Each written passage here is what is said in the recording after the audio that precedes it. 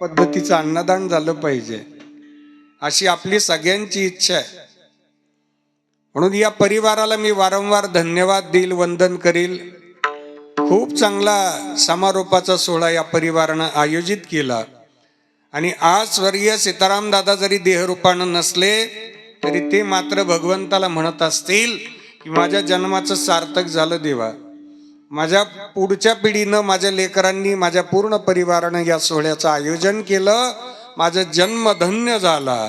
यासाठी केला होता अट्टहास, यासाठी केला होता अट्टहास, यासाठी केला होता अट्टहास, यासाठी केला होता अट्टहास. शेवटचा